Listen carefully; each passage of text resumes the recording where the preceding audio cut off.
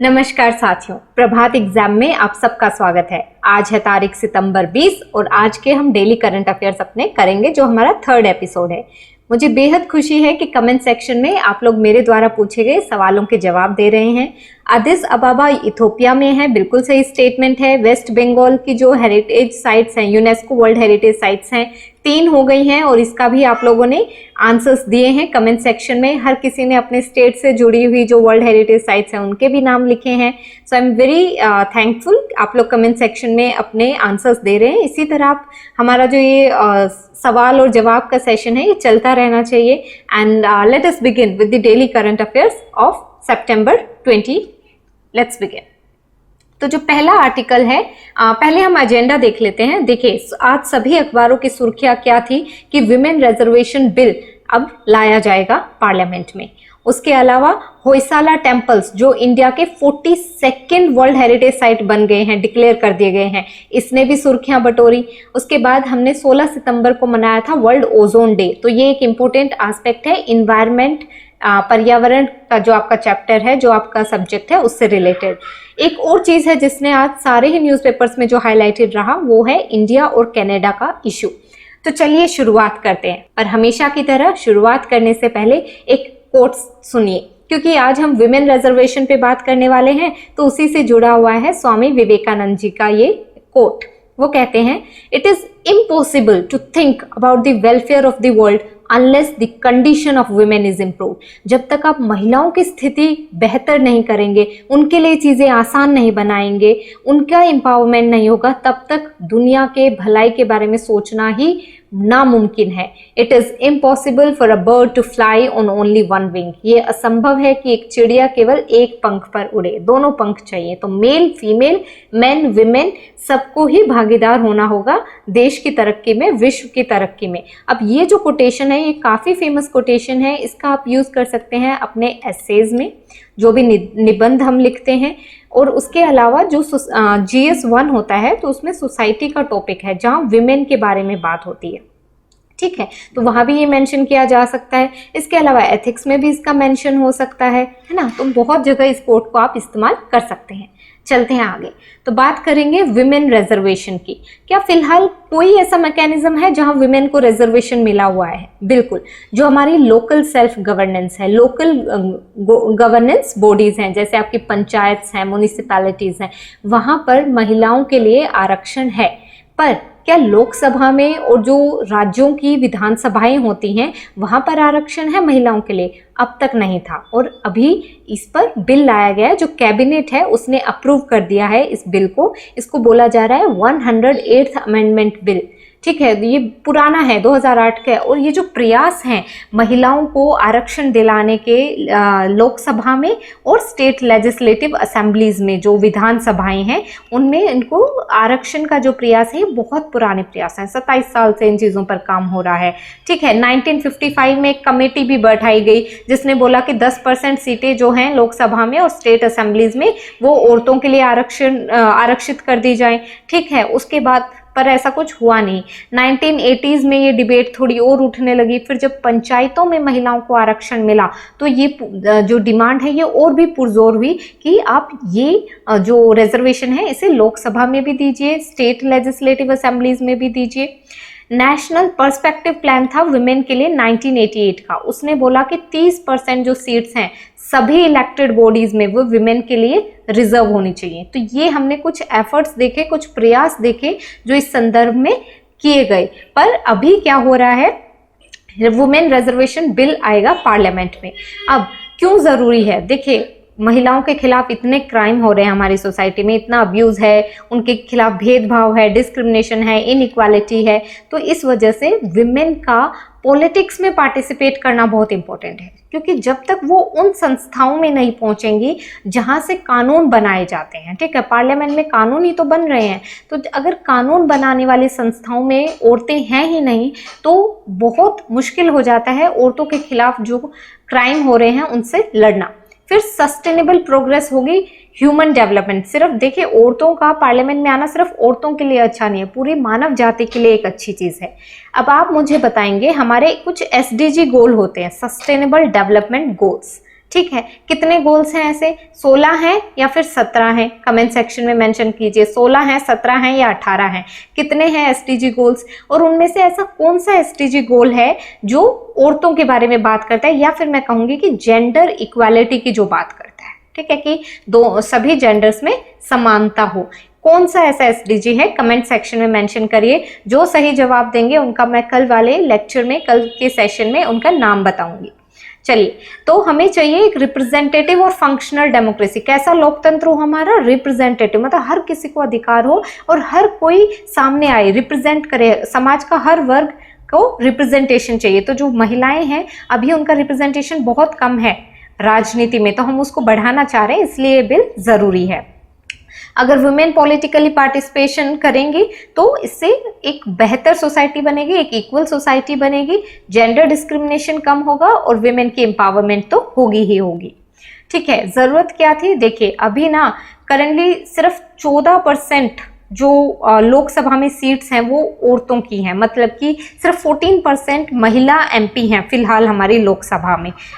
14% which means total 78 seats हैं women के लिए, और राज्यसभा में तो 11% ही है। तो ये अच्छा फिगर नहीं है, अच्छा डेटा नहीं है। जो नंबर ऑफ विमेन एमपीज हैं वो, हाँ मानते हैं कि पिछले कुछ सालों में तो बढ़े हैं, पर अभी भी और देशों से कंपेयर करोगे तो काफी कम है। रवांडा जैसे जो अफ्रीकन स्टेट्स है उनको हम बहुत डेवलप्ड या प्रगतिशील नहीं मानते हैं ना, उनमें भी 61% है वुमेन का रिजर्वेशन। साउथ अफ्रीका में 43% है। बांग्लादेश में 21% महिलाएं हैं उनकी जो पार्लियामेंट है उसमें। और इंडिया कितना पीछे आप इस चीज में देख सकते हैं, 14%।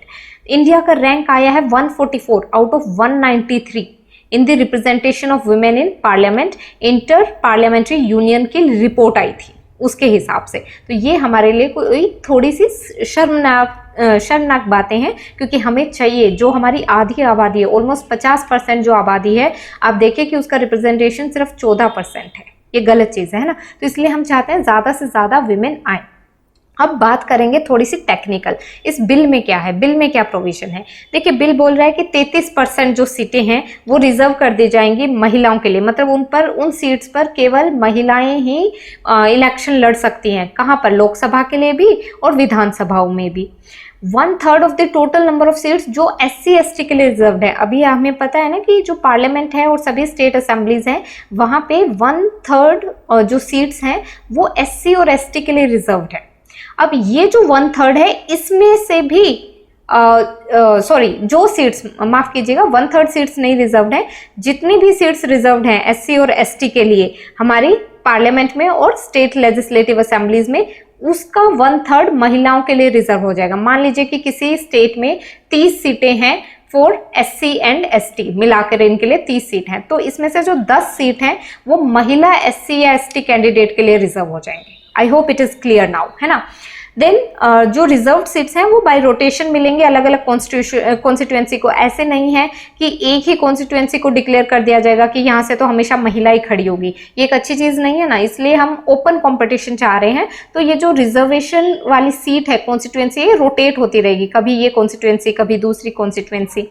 अच्छा, अभी जो रिजर्वेशन प्रोवाइड कर रहे हैं 15 साल बाद इसको हम खत्म कर देंगे, तो मतलब 2040 तक इसको चलाने की बात है, क्योंकि उसके बाद हम समझते हैं कि महिलाओं का जो पार्टिसिपेशन है वो बढ़ जाएगा। देखिए, जब भी हम रिजर्वेशन या आरक्षण देते हैं तो उसके पीछे इंटेंशन ये होनी चाहिए कि कुछ समय बाद हम इसे बंद कर सकें स्कीम को, ताकि उसके बेस्ट बेनिफिट्स लोगों तक पहुंच जाएं उस समय तक, जो पिछड़ा वर्ग है वो आगे आ पाए। हम एक टारगेट लेकर चलते हैं कि इतने समय तक हम रिजर्वेशन देंगे, तो ये 2040 यानी अगले 15 साल तक के लिए है। अब आप कहेंगे क्या कॉन्स्टिट्यूशन इसको अलाउ करता है कि आप एक जेंडर के लिए सीट्स रिजर्व कर दें? बिल्कुल।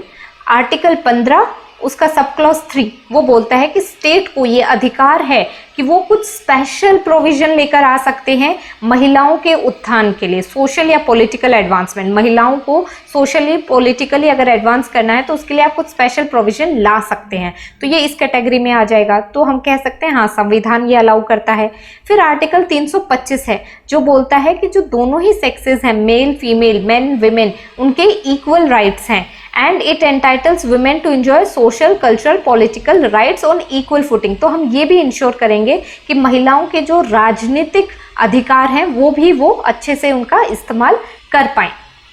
तो ये हमने यहाँ पर पूरा इशू को समझा कि ज़रूरत क्या है। अच्छा, कुछ लोग इसके विरोध में भी हैं। देखिए, जहाँ हम यहाँ पढ़ रहे थे ना कि क्या ज़रूरत है इस विमेन रिजर्वेशन बिल की, तो उसमें कुछ लोग हैं जो ये बोल रहे हैं कि देखिए, जब आप रिजर्वेशन दे देते हैं किसी को भी, तो आप मेरिट के साथ कॉम्प्रोमाइज़ करते हैं। मेरिट का ये मतलब है कि सिर्फ ऐसा बोल दिया जाएगा, बहुत लोग ऐसा बोल देंगे कि ये महिला है ना इसलिए जीत गई, वरना तो नहीं जीतना था इनको इस कॉन्स्टिट्यूएंसी से, है ना। तो ये बातें भी उठने लगेंगी। और एक अलग वर्ग है जो बोल रहा है कि एक ओपन कंपटीशन होना चाहिए, रिजर्वेशन नहीं होना चाहिए, इससे महिलाओं की भी कंपटीशन है, कंपटीशन की जो स्पिरिट है वो कम होगी, क्योंकि उन्हें लगेगा कि हमारे लिए तो सीट आरक्षित है। तो ये इस तरीके की भी बातें हैं, बट हमें एक बड़े स्केल पे सोचना है कि महिलाओं का ज़्यादा से ज़्यादा राजनीतिक पार्टिसिपेशन हम बढ़ाएं। ठीक है, तो इस तरीके से हमने इस पूरे इशू को डिस्कवर किया। आइए चलते हैं अब अगले इशू पर, जो है होयसाला टेम्पल्स के बारे में। तो यहाँ पर आप पहले तो टेम्पल्स देखिए, होयसाला टेम्पल्स क्यों खबर में है, क्यों न्यूज़ में है होयसाला टेम्पल्स? इनको UNESCO world heritage site declare कर दिया गया है। यूनेस्को, कल भी हमें पढ़ा था यूनेस्को वर्ल्ड हेरिटेज साइट्स के बारे में। कल किसके बारे में पढ़ा था? शांति निकेतन के बारे में। वो कहाँ पर है? वेस्ट बंगाल में है। आज किसकी बात हो रही है? होयसाला टेम्पल्स की। ये कहाँ पर है? कर्नाटका में है। कौन सी वर्ल्ड हेरिटेज साइट बनी है? ये 42nd वर्ल्ड हेरिटेज। तो अभी इंडिया में 42nd वर्ल्ड हेरिटेज साइट्स हैं, 42। चलिए जानते हैं होयसाला टेम्पल्स के बारे में। पहले मैं आपको वर्ल्ड हेरिटेज साइट्स के बारे में एक बात बता देती हूँ। देखो, जो ये ना हम 3 कैटेगरी में इनको डिवाइड करते हैं, जितनी भी साइट्स होती हैं। तो कल्चरल होती हैं, कुछ नेचुरल होती हैं और कुछ मिक्स्ड होती है। कल्चरल मतलब जिनका हमारे इतिहास से कोई लेना देना है, वो कल्चरल हो जाएंगी। नेचुरल क्या होंगी? जो प्रकृति से जुड़ी हुई हैं। और मिक्स्ड जिसमें दोनों ही चीज़ें आपको देखने को मिलेंगी। जो कल्चरल हेरिटेज साइट्स हैं उसमें हिस्टोरिक बिल्डिंग्स आ जाती हैं।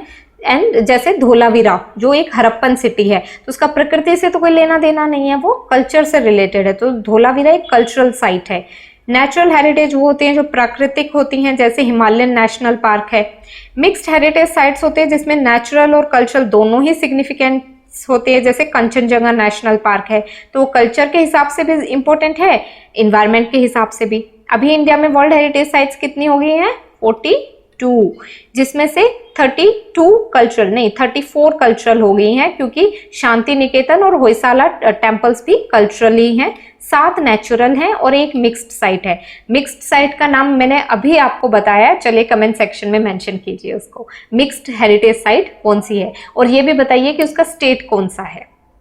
अब बात करते हैं इन होयसाला टेम्पल्स की। तो देखिए, एक होयसाला टेम्पल है चन्नकेश्वर टेम्पल, ये बेलूर में है। तो इस टेम्पल की जो कंस्ट्रक्शन है वो 1117 AD में स्टार्ट हुई और 103 साल लगे इसको कंप्लीट होने में। किसको डेडिकेटेड है? लॉर्ड विष्णु को। तो यहाँ से आपका MCQ बन जाएगा, चन्नकेश्वर भगवान कौन है? ये शिव है। Is it related to lord Shiva और विष्णु? ठीक है, या ब्रह्मा है? कोई भी ऑप्शन हो सकता है यहाँ पर। तो वहां आपको देखना है कि चन्नकेश्वर विष्णु को बोलते हैं। बेलूर में है चन्नकेश्वर टेम्पल एंड लॉर्ड विष्णु को ये डेडिकेटेड है। बहुत ही इसका जो एक्सटीरियर, जब मैंने आपको स्टार्टिंग में भी दिखाई, ये देखो, इस वाले टेम्पल में देखो, अंदर ही नहीं, ऐसा नहीं। और ये डेक्कन के जो टेम्पल्स हैं द्रविड़ सिस्टम के, उसमें आपको ये बहुत देखने को मिलेगा। बाहर भी ना बहुत हैवी डेकोरेशन होती है। ये देखो, बहुत कुछ बना हुआ है बाहर की दीवारों पे। तो चन्नकेश्वर टेम्पल में भी जो एक्सटीरियर है टेम्पल का, ये एक फैक्ट है, इसको याद रखना है। उसमें भगवान विष्णु की जिंदगी से रिलेटेड बहुत सारे सीन्स हैं। तो जैसे उनके अलग अलग अवतार हैं, रामायण महाभारत, इन सब से रिलेटेड सीन मिलेंगे आपको टेम्पल की बाहर वाली दीवारों पर। अच्छा, शिव भगवान के भी कुछ रिप्रेजेंटेशन है यहाँ पर, बट मेनली चन्नकेश्वर किनको बोलते हैं? लॉर्ड विष्णु को। फिर है होयसालेश्वरा टेम्पल हेलबीड में। नाउ होयसालेश्वरा टेम्पल, हेलुबीडू बोल लो इसको, हेलबीड भी बोलते हैं। ये बहुत ही आर्किटेक्चरल एक मार्वल है होयसालाज का। आप देख सकते हैं कितना शानदार दिख रहा है। ये किसने बनवाया था? 1121 AD में बनवाया विष्णुवर्धन होयसालेश्वरा ने। टेम्पल डेडिकेटेड है किसको? शिव को। तो चन्नकेश्वर टेम्पल वो विष्णु का था और होयसालेश्वरा शिव का है। एक चीज देखना, जहाँ पे आपको पीछे ईश्वर वर्ड मिलेगा ना, तो ज्यादातर शिव के टेम्पल्स होते हैं, ईश्वर वाले। The temple is most well known for more than 240 wall sculptures हैं जो उसकी आउटर वॉल पे हैं। और हेलबीड एक वोल्ड कॉम्प्लेक्स है containing 3 Jain basadi temples of Hoysala period, और एक स्टेप वेल भी है। स्टेप वेल क्या होता है, बाउली जैसा है ना, बाउली बोलते हैं जिसको। आगे चलते हैं। ये है केशव टेम्पल सोमनाथपुर में। तो it is another magnificent Hoysala temple.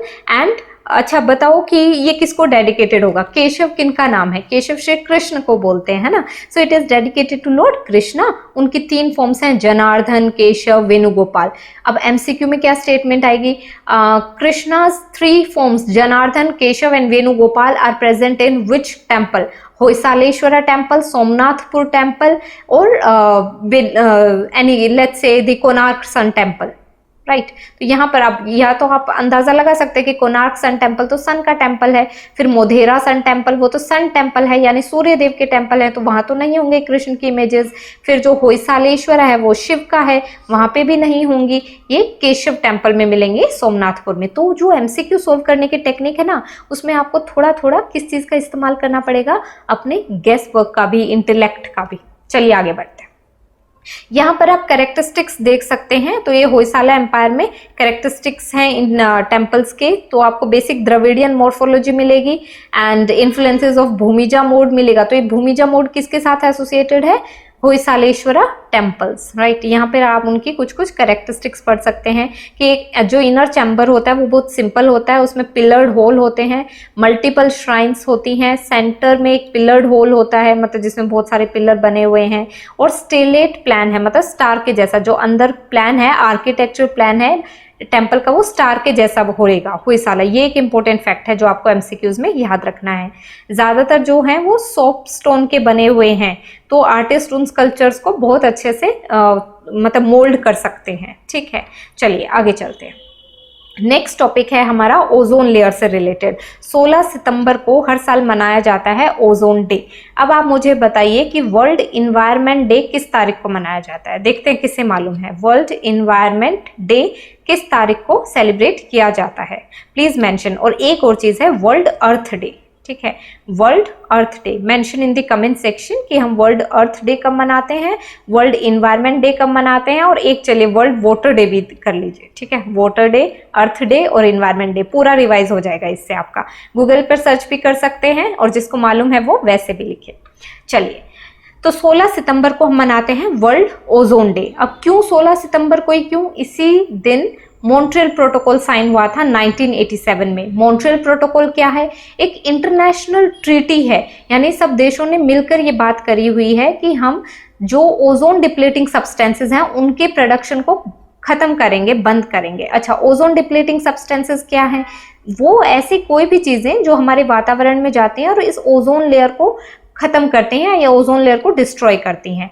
ये आप देख सकते हैं, देखो जो CF से निकलेगा धरती से, क्लोरोफ्लोरोकार्बन है, वो ट्रोपोस्फियर से होता हुआ ओजोन लेयर में पहुंचेगा और इस ओजोन को डिस्ट्रॉय करता है वो। अब ओजोन हमारे लिए क्यों जरूरी है? ओजोन लेयर देखिए, सन की आ रही है ultraviolet rays, ultraviolet A, B, C, तो ये हमारे लिए खतरनाक हैं, अच्छी नहीं होती है अल्ट्रावोलेट रेज। तो ओजोन लेयर से ये फिल्टर, मतलब ओजोन लेयर हमें इससे प्रोटेक्ट करता है अल्ट्रावोलेट रेज से, इसलिए ओजोन लेयर जरूरी है। अब यहाँ पर देखिए बहुत ज्यादा CFC आया तो ओजोन लेयर ऑलमोस्ट डिप्लीट हो गई, तो इस एरिया में जो UV रेज जाएंगी they will be harmful to the human beings.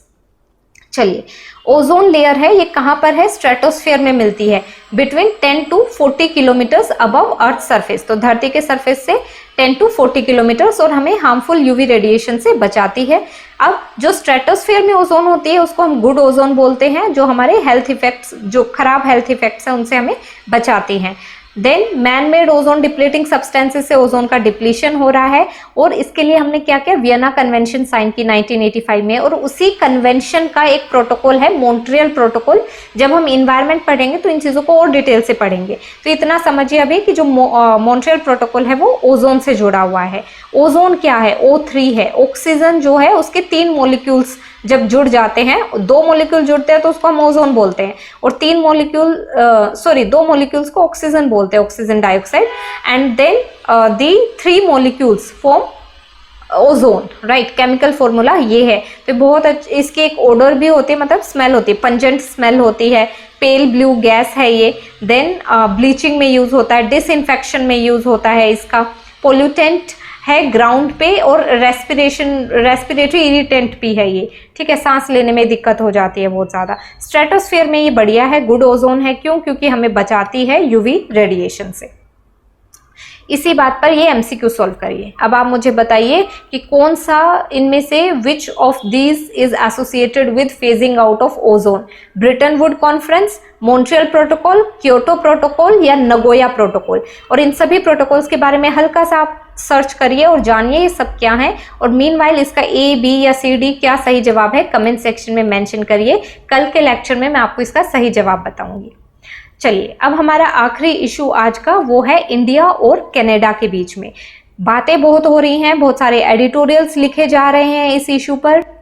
देखिए, तो हुआ क्या है कि पहले तो G20 समिट हुई, ठीक है। तो G20 समिट में ये वैश्विक मीडिया, जो वर्ल्ड मीडिया है, उसने ये बात कही कि जस्टिन ट्रूडो के साथ ह्यूमिलिएशन हुई या जस्टिन ट्रूडो का अच्छे से वेलकम नहीं हुआ। इंडिया ने टॉक्स नहीं करी कनाडा के साथ, जो ट्रेड पे बातचीत होनी थी वो नहीं हो पाई। तो इस तरीके की बातें आ रही थी, जिससे लग रहा था कि इंडिया कनाडा के रिलेशंस थोड़े से डाउनवर्ड ट्रेजेक्टरी पे हैं या सफ़र कर रहे हैं। और अभी हाल ही में क्या हुआ है, जस्टिन ट्रूडो ने कहा कि जो हरदीप सिंह निज्जर है, हरदीप सिंह निज्जर कौन है? देखिए, ये एक सिख सेपरेटिस्ट लीडर हैं जो खालिस्तान की डिमांड कर रहे हैं। अब इंडिया इस डिमांड को बिल्कुल भी सपोर्ट नहीं करता है, और क्यों ही करे। खालिस्तान यानी वो कह रहे हैं एक अलग स्टेट बनाओ, विच इंडिया मतलब एकदम से हम उसके अगेंस्ट हैं इस आइडिया के। जो इंडियन पीपल हैं they are not supportive of this idea. वो कनाडा में जाके ऐसी बातें कर रहे हैं।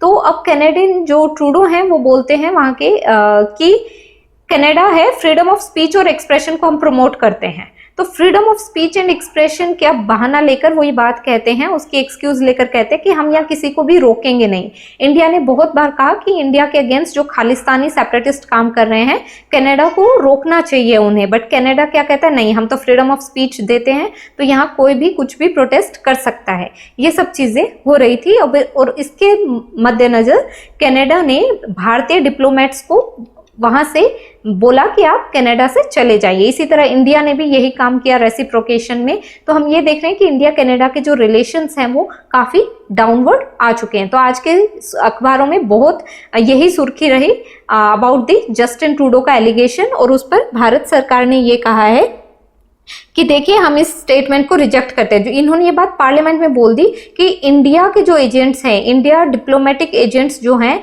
वो इन्वॉल्व हैं हरदीप सिंह निज्जर की डेथ में। इनको मार दिया गया था जून में, ठीक है। तो अभी वो कह रहे हैं कि हमारी इन्वेस्टिगेशंस के हिसाब से इंडियन डिप्लोमेट्स इसमें इन्वॉल्व हैं, इंडिया की गवर्नमेंट इसमें इन्वॉल्व है, वो एजेंट्स इन्वॉल्व हैं इनके मर्डर में। सो दिस हैज बीन, सभी ने इसको रिजेक्ट किया स्टेटमेंट को। इंडिया की जो डिप्लोमेट्स हैं, इंडिया की डिप्लोमेसी ने इसको रिजेक्ट किया है कि हमारा इंडिया, गवर्नमेंट ऑफ इंडिया का कोई इन्वॉल्वमेंट नहीं है किसी भी वॉयलेंस के एक्ट में।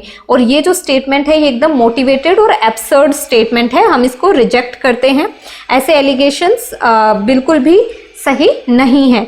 बट इससे अब क्या है, पहले भी ऐसी चीजें होती रही हैं। पहले भी इंडिया ने बहुत बार कनाडा को बोला कि प्लीज आप खालिस्तानियों पर काम करिए, राइट। नाउ कनाडा और इंडिया के रिलेशंस पे हम थोड़ी सी नजर डाल लेते हैं। देखिए, जो कनाडा है वहां पर बहुत सारे इंडियन डायस्पोरा है। तो 3% of Canada's population is are Indian people. और कनाडा की 1000 से ज्यादा कंपनियां इंडिया में काम कर रही हैं। तो आप देख सकते हैं कि दोनों देशों का ट्रेड और दोनों देशों का आपस में एक्सचेंज अच्छा है। और अभी कोशिश यही रहनी चाहिए कि इन संबंधों को और बेहतर किया जाए, रेदर देन कि कनाडा खालिस्तानियों को सपोर्ट करे या फिर इस मूवमेंट को सपोर्ट करे फ्रीडम ऑफ स्पीच के नाम पे। तो अब आगे आने वाले दिनों में हम देखेंगे कि क्या प्रोग्रेस होती है, क्या न्यूज़ आती है इस इशू पर। फिलहाल अभी के लिए यही न्यूज़ थी और इसी तरह हमें इसे एनालाइज करना था। जो भी सवाल मैंने पूछे हैं, जो एमसीक्यू पूछा है और बाकी भी क्वेश्चंस जो पूछे हैं, प्लीज़ उनका जवाब लिखिए कमेंट सेक्शन में और बताइए कि आपको ये सेशंस कैसे लग रहे हैं। धन्यवाद। Thank you. Stay tuned to Prabhat Exams.